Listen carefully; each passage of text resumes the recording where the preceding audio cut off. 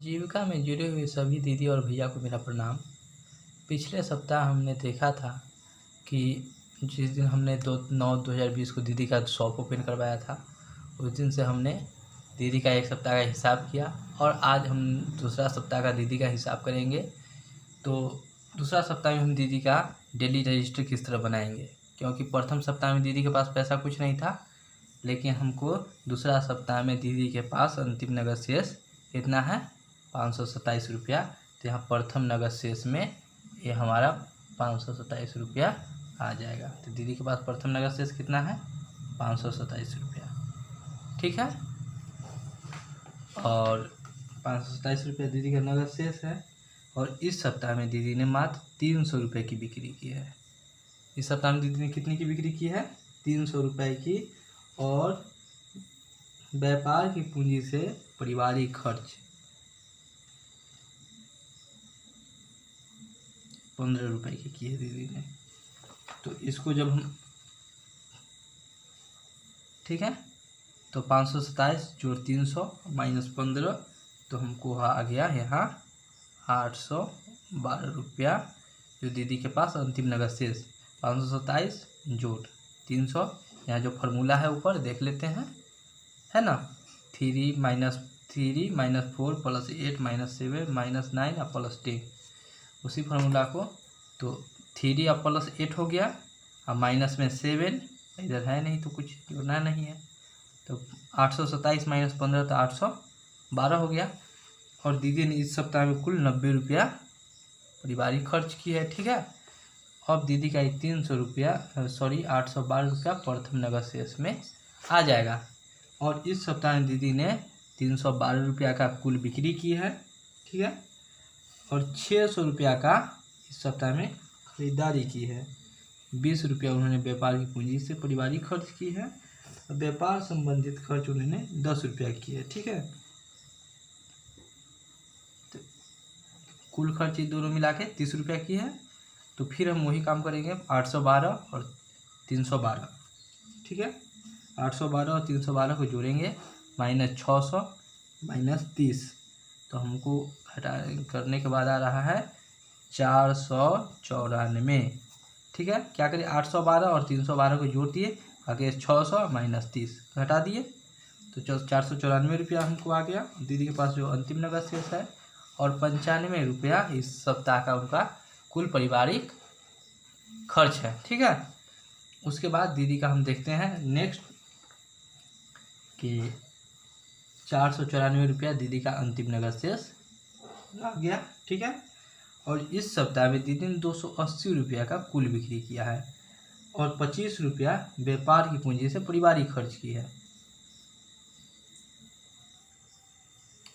ठीक है, तो हम इसमें भी वही काम करेंगे कि 494 और 280 जोड़ के 25 माइनस कर देंगे, तो आ जाएगा 749 रुपया। ठीक है, और इस सप्ताह दीदी ने इस दिन दीदी ने कुल 75 रुपया व्यापार की पूंजी से पारिवारिक खर्च की है।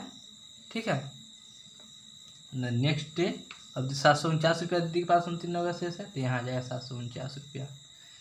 और दीदी ने आज फिर 200 रुपये का सामान खरीदा है। ठीक है, और 18 रुपये व्यापार की पूंजी से पारिवारिक खर्च किए हैं। आज कुल बिक्री दीदी का 460 रुपया है, और उधार 35 रुपया का लगाया है। ठीक है, तो यहाँ देखते हैं कि 749 जोड़ 460 - 200 - 18 और -35 घटान जब कर देते हैं, तो हमको आ जाता है 956 रुपये। ठीक है, और दीदी ने इस दिन कुल 108 रुपये कुल पारिवारिक खर्च किए। तो 956 जो अंतिम नगद शेष था, वह प्रारंभिक नगद शेष हो जाएगा। ठीक है, और आज दीदी ने 372 रुपये की कुल बिक्री की है। ठीक है, 600 रुपये उन्होंने सामग्री में खर्च किए हैं, मतलब सामान खरीदी है। 24 रुपया व्यापार की पूंजी से पारिवारिक खर्च की है। और आज दीदी को जो 35 पर उधार किए, उसमें से 15 रुपया रिटर्न मिल गया है। ठीक है, तो इसमें क्या करेंगे, 956 जोड़ 372 जोड़ 15 माइनस 600 माइनस 24। ठीक है, तो करते हैं तो हमको आ जाता है 719। ठीक है, और आज दीदी ने 90 रुपये कुल पारिवारिक खर्च की है।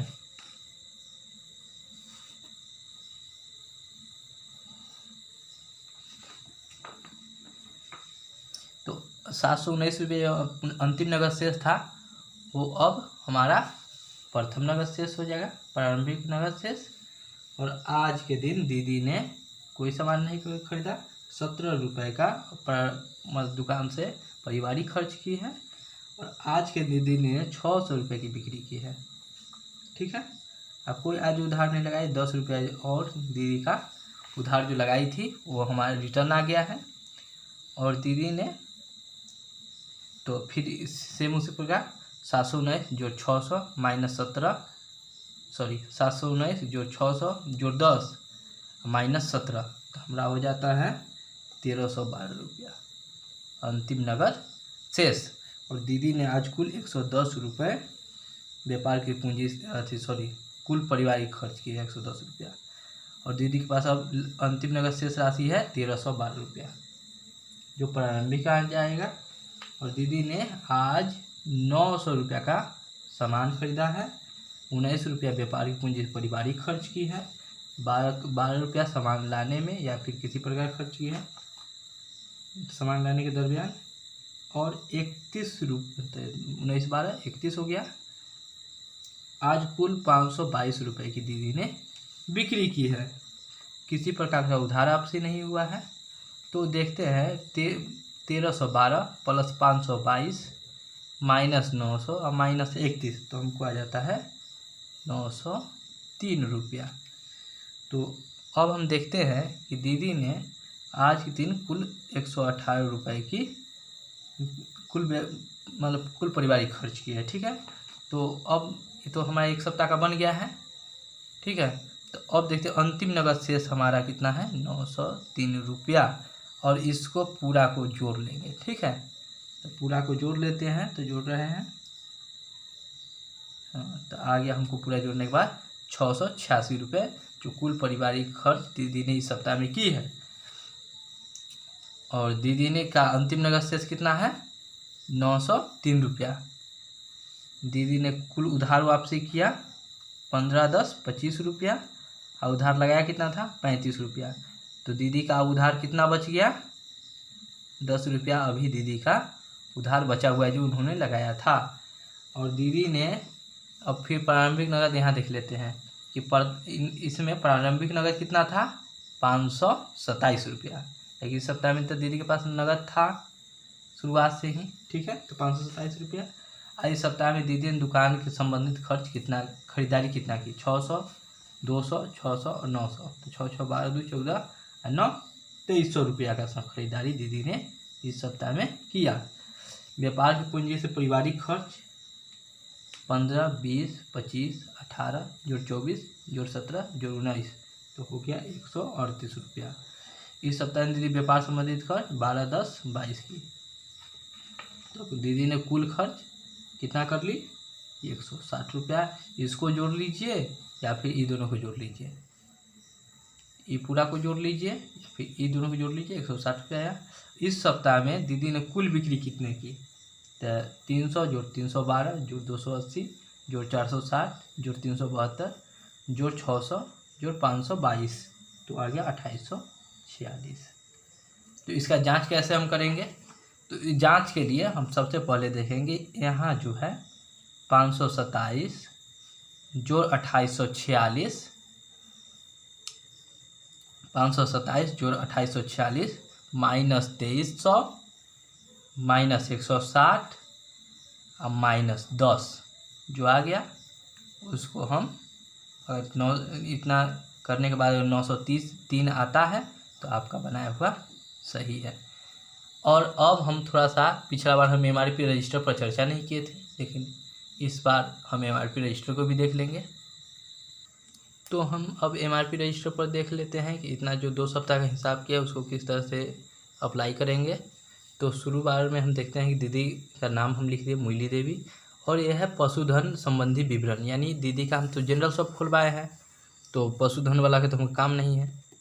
तो अब हम जनरल शॉप पर आ जाते हैं इस साइड, यहाँ से, ठीक है। तो यहाँ अब हम देख लेते हैं कि दीदी का आज हमने शॉप ओपन करवाया है, और सबसे ऊपर देख लेते हैं जनरल शॉप लिख दिए हैं। LIF की राशि 20,000 रुपये जो ग्राम संगठन को प्राप्त हुई है, और LIF प्राप्ति की दिनांक 12/8/2020 जो ग्राम संगठन का जब VO का खाता अपडेट करवाएगा तो उसमें डेट मिल जाएगा। और देखेंगे इसमें सबसे पहले प्रारंभिक नगद शेष, ये तो देखेंगे, लेकिन उससे पहले हमें एक और चीज़ देखते हैं कि रजिस्टर को आप इधर खींच देख लीजिए। सबसे सर्वप्रथम यहाँ देखिए कि यहाँ कह रहा है दिनांक, तो हम दीदी का दुकान किस दिन ओपन करवाए हैं वो देख लेते हैं। तो देखते हैं कि आज हमने दीदी का दुकान ओपन करवाया, तो दिनांक कितना है 2/9/2020, यहाँ लिखेंगे 2/9/2020, ठीक है।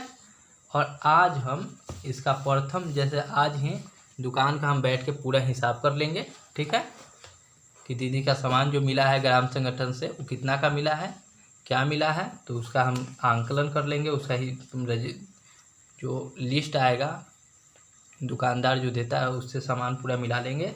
उसके बाद हम यहाँ दीदी का जितना सामान दिए, जैसे कि हमने 13,485 रुपये का दीदी का सामान दिलवाया, ठीक है।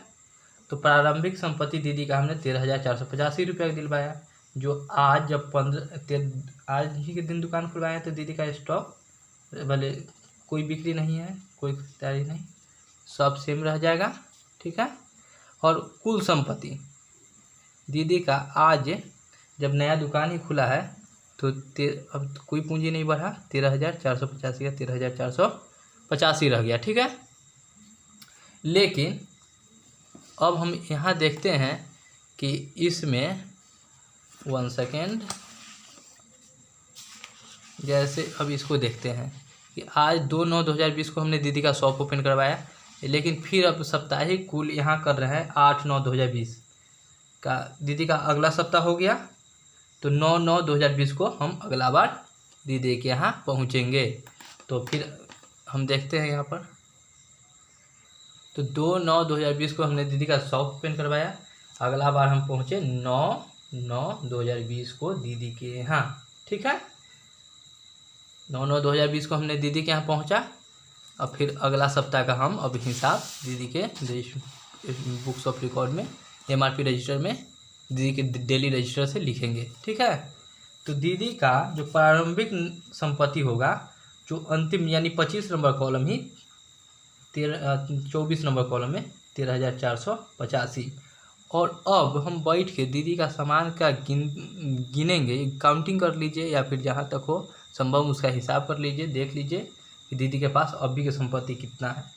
तो हम देख रहे हैं कि आज दीदी के पास हमारा 13,000 का कुल संपत्ति है। आज हमने दीदी का हिसाब किया तो दीदी के पास हमने पाया कि दीदी के पास कुल 13,000 की संपत्ति है, और दीदी ने इस सप्ताह में, ठीक है, और दीदी ने इस सप्ताह में कुल 1,025 रुपये की खरीदारी की है, ठीक है। और व्यापार संबंधित खर्च जो दीदी ने की है, व्यापार संबंधित खर्च 5 रुपया है, ठीक है।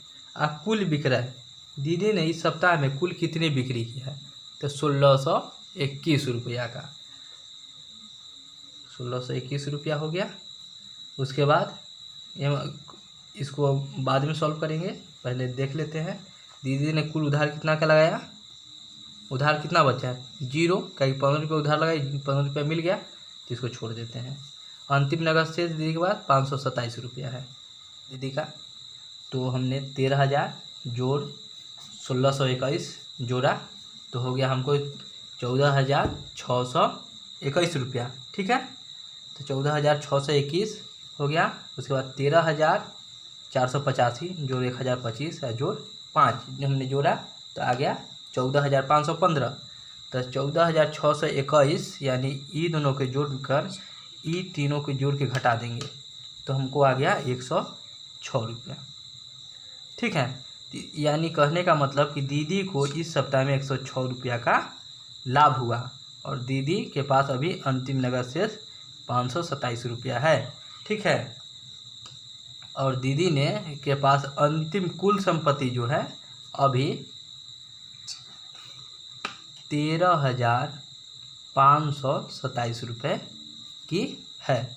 ठीक है, तो फ्रेंड्स हमने दीदी का लाभ और हानि भी निकाल लिया, दीदी का कुल संपत्ति भी देख लिया कितना है, दीदी का अंतिम नगद शेष भी लिख दिया।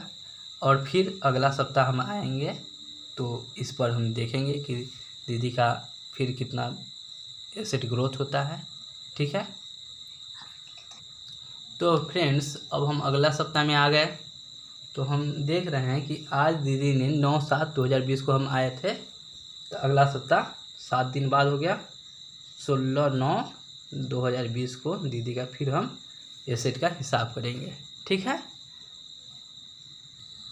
तो अब फिर देखते हैं कि दीदी के पास हमारा 13,000 संपत्ति का अंतिम शेष था तो वो 13,000 जो है प्रारंभिक संपत्ति के शेष में आ जाएगा। और फिर हम बैठ के दीदी का सामान का आंकलन करेंगे कि दीदी का सामान कितना का है तो उसी से पता चलेगा कि दीदी क्या ग्रोथ करती है। उससे पहले हम दीदी ने इस सप्ताह में दीदी के पास अंतिम नगद शेष है 903 रुपया जो डेली रजिस्टर से उतरेगा। ठीक है, दीदी ने कुल इस सप्ताह में 2846 रुपये का बिक्री की है, ये भी डेली रजिस्टर से उतरेगा। और व्यापार संबंधित खर्च जो 27 नंबर में है जो 6 नंबर कॉलम से उतरेगा 22 रुपये। ठीक है, उसके बाद 1,025 जो दीदी ने कुल विक्रय की है, कुल खरीदारी की है सामान के लिए 2300 रुपये की। ठीक है, यहाँ से हम लोग लिख रहे हैं जो संपत्ति का अंतिम शेष कुल करते हैं उसमें से दीदी के पास अंतिम नगद शेष 903 रुपया है, लिख दिए। दीदी ने कुल कितनी खरीदारी बिक्री की है इस सप्ताह में, लिख दिया। दीदी के व्यापार से कितना व्यापार संबंधित खर्च कितना खर्च हुआ, यहाँ से 6 नंबर कॉलम से यहाँ लिख दिया। फिर दीदी ने कुल कितने बिक्री की, यहाँ आ गया। ठीक है, 26 नंबर कॉलम में। अब दीदी का सामान के बैठ के आकलन कर लेते हैं कि दीदी के पास अभी कुल कितनी संपत्ति है। तो हमने बैठ के दीदी का सामान का आकलन किया और गिना तो हमने पाया कि दीदी के पास 12,704 रुपये का सामान अभी है दुकान में। और दीदी का कुल संपत्ति तो 12,704 जोड़ 903, इसको जोड़ लेते हैं। तो दीदी का हमने 12,704 जो 903 जोड़ा तो दीदी का कुल संपत्ति निकल के आया 13,607 रुपया। ठीक है, अब दीदी का हम निकालेंगे लाभ हुआ या नुकसान। ठीक है, तो हम फिर देखेंगे 12,704 जोड़ 2846। ठीक है, हमने 12,704 जोड़ 2846 जोड़े, उसमें से माइनस किया 13,000 माइनस 2300 माइनस 22 तो हमने देखा दीदी को 228 रुपया इक्वल टू आया 228, यानी दीदी को 228 रुपया इस सप्ताह में प्रॉफिट हुआ, लाभ हुआ। ठीक है, तो फ्रेंड्स इतना हमने निकालना सीख लिया। और दीदी के पास इस सप्ताह में एक और चीज़ हमारे पास है कि उधार, यहाँ कुल उधार दीदी के पास जो कुल उधार इस सप्ताह में बच गया यानी जो ग्राहक नहीं दिया वो 10 रुपया, तो उसको हमने लिख लिया। तो दोस्तों आपको हमारा वीडियो कैसा लगा, अगर अच्छा लगा तो इसे लाइक कीजिए, हमारे चैनल को सब्सक्राइब कीजिए और वीडियो को पूरा देखने के लिए बहुत बहुत धन्यवाद। प्रणाम।